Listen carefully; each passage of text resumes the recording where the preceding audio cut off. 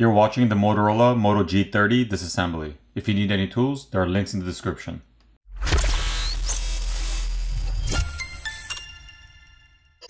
First, the SIM tray needs to be removed.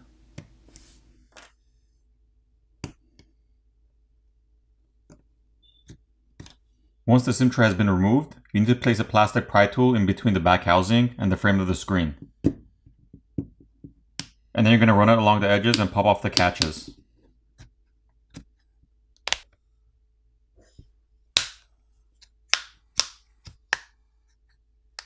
Now before you can completely lift up and remove the back housing, there is adhesive around the fingerprint reader and around the camera assembly over here.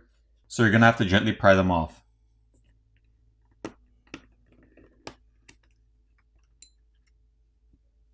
Here's a look at your plastic back housing. On the inside there's an antenna flex cable over here on top and one on the bottom. And your NFC antenna is located over here and the contacts are over here. There is also a sheet of graphite film over here. There's black tape around the edges of the phone over here, which need to be peeled off. There are 16 Phillips screws which need to be removed. Once the screws are removed, we can lift up and remove the plastic cover. On the top plastic cover, your lens cover for the camera is located over here. And if that ever breaks, you can just apply some heat, which will loosen up the adhesive underneath and you can pry that glass portion off. Now it's time to disconnect the battery cable.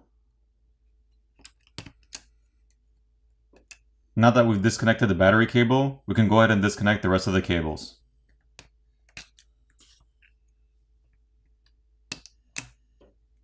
There's a wire cable over here in the corner that needs to be popped off.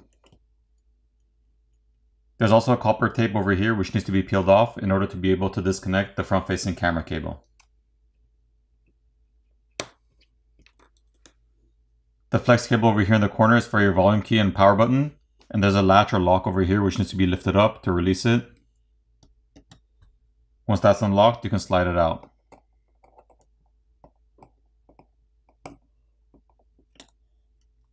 There are two more Phillips screws which need to be removed, one located over here and one over here. Now the main board can be lifted up and removed.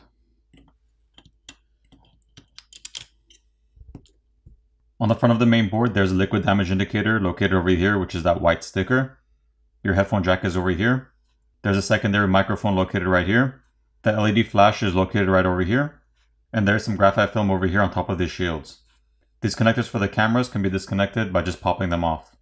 On the other side, you can see your SIM card and memory card reader located over here. The proximity sensor is located over here. And next to it, there's a notification LED over here. And that notification LED only lights up when your battery is completely drained and you plug it in to charge. It'll light up white, notifying that the phone is being charged. So basically when the phone is completely drained and when you plug it in, the screen can't display anything because there's not enough power. That light is to notify you that the phone is actually being charged. There's some more graphite film over here on top of the shield. Once the shields are removed, we can see some thermal pads which sit on top of the processor and memory as well as the chip over here. The speaker assembly can be lifted up and removed. And here's a better look at that. There's a flex cable over here that needs to be disconnected, as well as a wire cable over here which needs to be popped off. There's one Phillips screw over here holding down the subboard or charger port board. Once that screw is removed, we can lift up and remove the charger port board.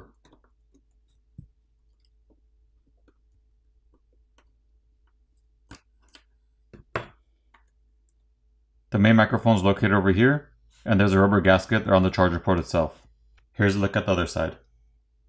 In order to remove the battery, we need to do some isopropyl alcohol and get some along the edges of the battery and let it sit there for about a minute so it eats away at the adhesive underneath, making it easier to pry the battery off.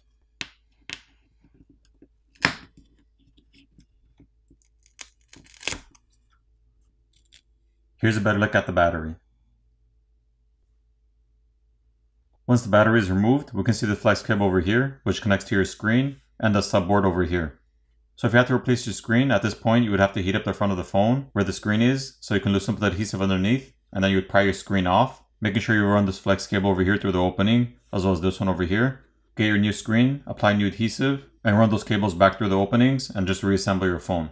Your vibrator motor is located over here in the bottom corner, and your earpiece speaker is located over here on top. There are also two thermal pads over here which sit underneath the motherboard. There's another liquid damage indicator located over here under the SIM slot, and one over here in the corner. As far as repairability goes, I give this phone a 7 out of 10. I like the fact that the back housing is removable without having to pry off any adhesive. However, the battery does require the use of isopropyl alcohol to make it easier to pry it off. Now it's time to go ahead and put the phone back together.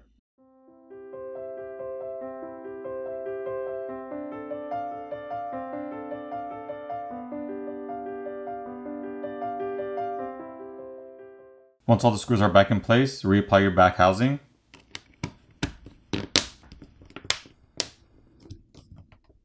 Flip over the phone, power it on, and you're done.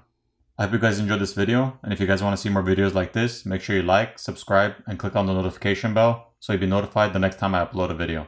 Thanks again for watching, guys, and I'll see you guys in the next video.